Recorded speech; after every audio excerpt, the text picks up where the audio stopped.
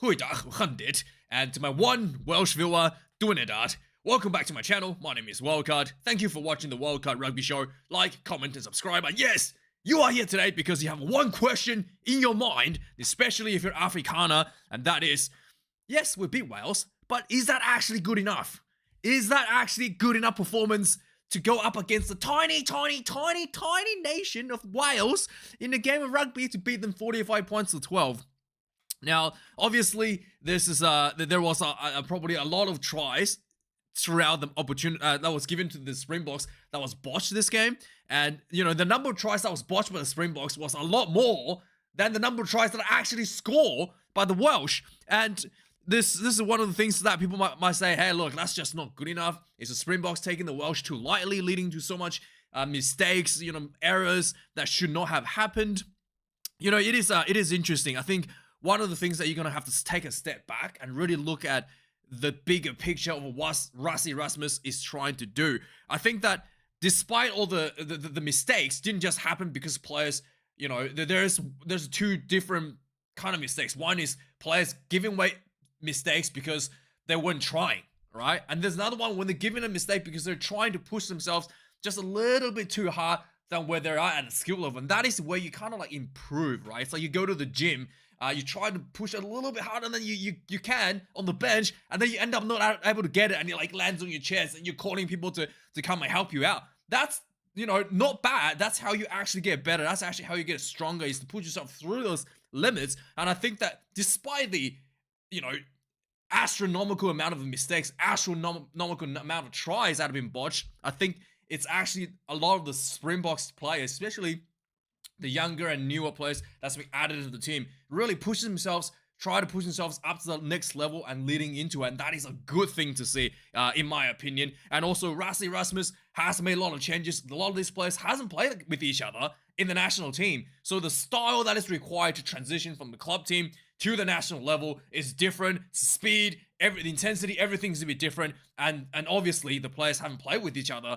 That's also another factor that creates a bit of friction as well. And to have to see those mistakes, I think is quite normal in this stage, and especially considering that the key is that the Rassie Rasmus wants to build up some key areas, getting some players out of the comfort zone, play a different style than they're used to, especially with players like Apaleta Farsi. I noticed in this game, he was playing more like a Villa Leroux. He was moving up into the attacking line and trying to almost function as a second playmaker. He was playing a bit of a kicking game. Some of the kicking game, obviously not quite as good as Villa Leroux's, very basic like crossfield kick and stuff. But still, you can see that he's being instructed by Rassie to move up. A few months ago, is it a few months ago at this point? But when he played against the Wallabies in the Rugby Championship, he was just pretty much as a ball receiver and then just counter attack. A very little, that's pretty much his role as a fullback. That's just basic, standard list of to do things in those matches. So he's been pushed out of boundary a little bit. We saw Thomas Toy moving to Luce. I thought it was Luce Pro, but apparently I'm pretty sure he was playing tight head, but I saw him in Luhe, got me confused with it. So he was playing, Luce Pro as well, showing that dominance, showing that diversity. Just another box for Rassie to tick off. Diversity and abilities to shift into the Springbok style. So that was brought through, and also the what do you call it? The Hendrickse boys as well, working quite well together. Showing a bit of a different dynamic from the style at 10 with Jaden's brother. Oh, what's his name? Jordan Hendrickse, yeah, so a bit of a different style from a traditional 100 Polar style. Decent goal kicking, maybe not 100%, a little bit. I think the technique might a little bit polished up, but still not 100% there, but still moving towards the right direction. That's again just ticking the boxes. What happens if 100 Polar can't play anymore? What do we rely on man in the box for the kicking, or can we actually have Jordan as an alternative? Just the Springboks ticking off a lot of those boxes. Different changes in locks as well. Franco Mostert, John Klein was put out, so Ebenezer came on. Again, just having the combinations working out in a different sense. Hanacom got about almost 40 minutes, like 35 minutes as well. Very early on, was brought onto the field, and again, just getting that new player, getting new blood in, and I think that with all of that in mind, and with the primary objective of the Springboks is to just get everyone to try to push out of the comfort zone a little bit. I think this is not too bad, considering not too bad to have this many mistakes. And to be frank, this was a pretty one-sided dominance by the Springboks. At no point in this game did the Welsh even look like they got even close. And so yeah, overall, I think a lot of those mistakes could be forgiven. And I think Rassie Rasmus will be able to tick off some of those boxes, moving towards start transitioning some new blood into the team for the next World Cup title defense. Now, when it comes to Wales, quite the opposite of of what you're looking for the team. First of all, it did look like Welsh came out and tried to play Gatland ball. Lots of immediately they did the high ball kicking, and basically the Springboks yep, you kick the ball away, we'll just run at you. We're not gonna play Gatland ball, we're just gonna run at you. And essentially the Welsh had 80 something run meters to the Springboks 600. That's the difference. So and then after a few attempts, the team kind of realized, okay, we can't do this anymore. And it was kind of what do we do?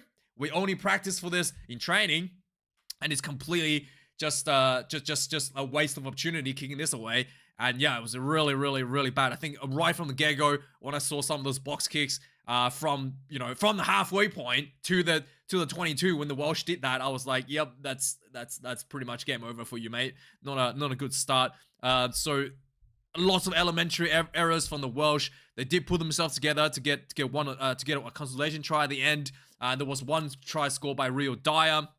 So apparently, I thought Rio Dyer was injured in the previous couple of matches. Apparently, he was just dropped by Gatland. I mean, I don't understand what's the logic in that. Dyer is, was consistently your winger next to Reece Zammit, and now it's kind of what Gatland's thinks he's not good enough, and apparently his performances in club rugby hasn't been great. But it's a talent. You have to,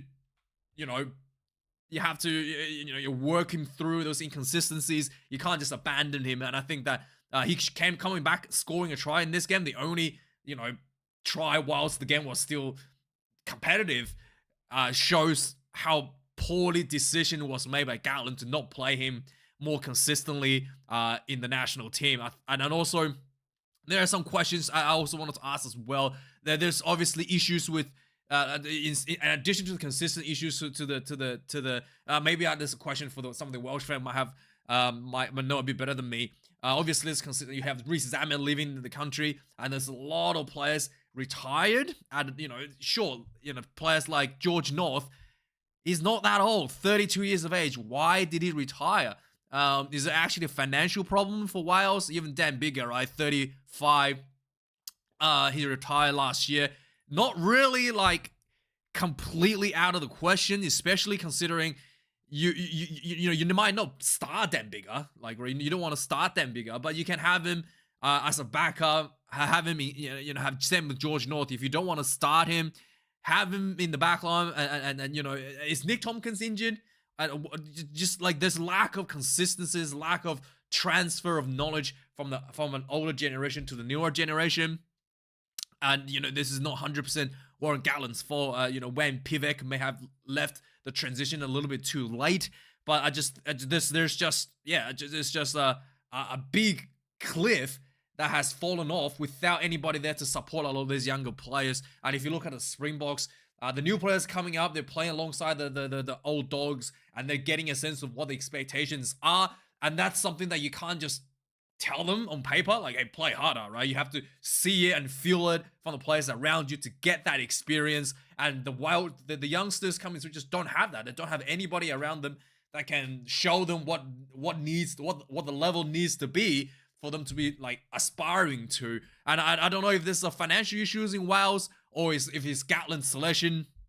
Obviously, this players have announced their own retires. But if Warren Gatland's I don't really need you any further, of course they're going to retire. What are they going to do? Hang around and hope for an injury and get called back into the squad? Of course they're going to announce a retirement instead of just being not selected because you're not good enough. Nobody likes to get that feeling. So yeah, Dyer is one. I don't know why the consistency in selections is just not there. There should be some very, very obvious talents that you're just going to put them on the field in a consistent basis. And Gatland just hasn't done so in this entire July and November test series. And I think that's something that I think maybe some of the Welsh fans are not going to be very happy about. And once again, the most popular activity in Cardiff tonight was beat the traffic to the leisure centre where the sheep are. And yeah, it is. You know, I don't mind it. It's very disappointing, obviously, but I don't mind people leaving. But I did saw some posts that's like, oh, you shouldn't be leaving. You know, it's yada yada. I think the whatever the fans wants to do, you need to let the fans do. And the people that criticize the fans for leaving early should be deplatformed. Because it is a cardinal sin to bash your own fans. It doesn't matter what they do. They could literally, you know, throw dog shit onto the field. Whilst not being nice, you really shouldn't be criticizing your own fans, because it's like criticizing any business, any sport. You never criticize your own fans. You never talk shit about your own fans, because that is a cardinal sin. And you know, it's like telling, it's like, you never, it's like telling your customers what to do. Never the right thing. So I don't think that the people that criticize them is correct. But yeah, with that being said, let's have a look at the this is just one thing I want to see. Eben Esmith scored a try early. Damon Dillon went off for a hug, and that's kind of like the face I get. That's the kind of face I feel like when a child jumps onto a dad in a after work when he's exhausted, right? just like Eben Esmith looking a bit tired, a bit burned out there. So yeah, let's have a look at the match stats of the game. 84 run meters to Wales to Springboks 621. Like, that is just incredible how one-sided this was. 7 tries to 2, 183 carries to 62 to the Springboks. Springboks did concede 14 turnovers. I mean, this looks a lot worse because the Welsh didn't have that many opportunities to play at all. So 8 turnovers might seem like a lot better than the Springboks, but considering they're turning over a ball once every 10 meters gained, that's pretty bad. Whereas the Springboks, despite 14 turnovers, they had 621 run meters. So yeah, it's like, you know, it's every 60 meters before they concede it. Not 60. It's like every 30 meters before they concede a turnover. Something like that. My maths is not great, right? Yeah, something like that. You know, so it's much better rate before they get a turn, much more meters a game before they get a turnover. The Welsh tackling as well. 216 tackles made, 46 missed tackles. My goodness, that is astronomical missed tackle count. 92 tackles made for the Springboks, 6 missed tackles, just complete one-sided. Curdy Allensa was just running through the defensive line like they're a bunch of schoolboys who don't know how to play. It literally looked like when Curdy Allensa was running the ball, it literally looked like, you know, sometimes you have little kids playing against drunk old dads in the park on a Saturday afternoon, and the kids just like running through everyone because the dads are like too drunk to do anything. And that's basically what this looked like when Curdy Allensa was running into the Welsh, the Welsh team, Welsh players who are much bigger than him. 19 kicks in play for the Welsh and 20 for the Springboks. Meters were not too much, 537 to 429. Just, yeah, not too much of a kicking game, this one. Like I said, Wales did try to play the Gatlin ball and was immediately found out. 3 line-out loss to the Welsh, 3 scrum loss to the Welsh as well. This was a one-sided scrum affair as well. Thomas Dutoy in the loose air side just completely destroyed the Welsh tight head. Just completely airborne him almost every scrum. 15 penalties considered against Wales to the Springboks 10. Yeah, this was one-sided as you can get. Could have been, yeah, I mean, you could say could have been 70 points for the Springboks, but I think that it's not. If the Springboks just went line out more, they probably could got 70 points, but you're staying in the comfort zone, right? Whereas if you push yourself out, try to do this offloads, try to play a bit wider, try to put a different dynamic in your attack, you're gonna end up making mistakes and not able to score those points. But I think that that's a little sacrifice the Springboks made to the right direction there. So yeah, let's have a recap on what happened to the game. Pretty much one-sided affair. Let's just go through it quickly. 6 minutes into the game, Cheslin Kubi nicely ran down the sideline. There was a quick ball off the rocks, and then Franco Moster ran a nice little angle punch by the ruck straight through. Try time, the big lock, 0 points to 7. 9 minutes into the game, there was quick turnover on the breakdown. So good hands to Eben Esbeth, who passed it to Curdy Allenster down the sideline, and Allenster passed back in the field, and Eben Esbeth goes in for the try. 19 minutes into the game, there was a line out for the Springboks that went for the more. Just nice little hands it out wide. Again, Curdy Allenster looked like he's running against drunk dads, stepped in field, straight in, 19 points. Welsh defenders were overshooting left and right. 19 points to 0 to the Springboks. After this, there was a bunch of botched tries. There was one botched try. There was one botched try from Hendricksa, one botched try by Rassie, held over the try line. Sia Khaleesi got scrubbed the try due to a knock on. So there was a bunch of scrub tries here. 33 minutes of the game, there was a massive scrum penalty to the Springboks. A turnover, quick tap at Jasper Wiese. Got close to try line, pick and go. Elreich Low goes in for the try. 26 points to 0. 40 minutes into the game, finally the Welsh get themselves a bit of a consistency, build a bunch of penalties against the Springboks with pressure, and eventually the ball went wide. Real Dyer ran in, dots the ball down, just the fingertips. 5 points on the board for the Welsh going into halftime. 5 points to 26. Second half starts. The Springboks starting putting on the substitutions. A little bit of clunkiness. It took about 54 minutes into the game before Curdy Allenster once again breaking through, linking up with just a little dummy and go. Again, just it looked like it was just like against amateurs. Dummy and go. A little, draw a bunch of defenders and pass to Rassie down the sideline. It was beautiful try. Rassie, slid into, over the line. It was just absolutely beautiful. Beautiful try. And just full fly for Rassie there. 5 points to 31. 61 minutes in the game, there was a short on penalty to the Springboks from a scrum. They take a tap and go.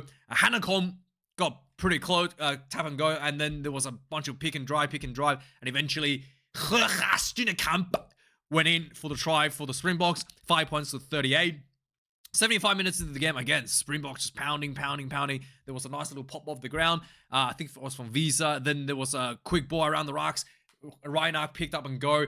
Drawn some defenders. Nice little pass out wide to Jordan Hendricksa. Goes in for the try. 5 points to 45. And finally, 79 minutes into the game, the Welsh wanted to stop with all the people leaving to beat the traffic. The Welsh team tried to put on a bit of a comeback for the remaining fans. They put on a few. They went for a line out, went for a more. Springboks gave a penalty, and then there was a lot of pounding and grit, and eventually James Botham, who's probably one of the better players in the Welsh team in recent couple games, went in for the try. 12 points to 45 for the Welsh. Completely one-sided affair for the Springboks to completely smother that one out. So yeah, let me know your thoughts, guys. Like, comment, subscribe, and thanks for watching this video. I'll see you guys later for the All Blacks review. Cheers.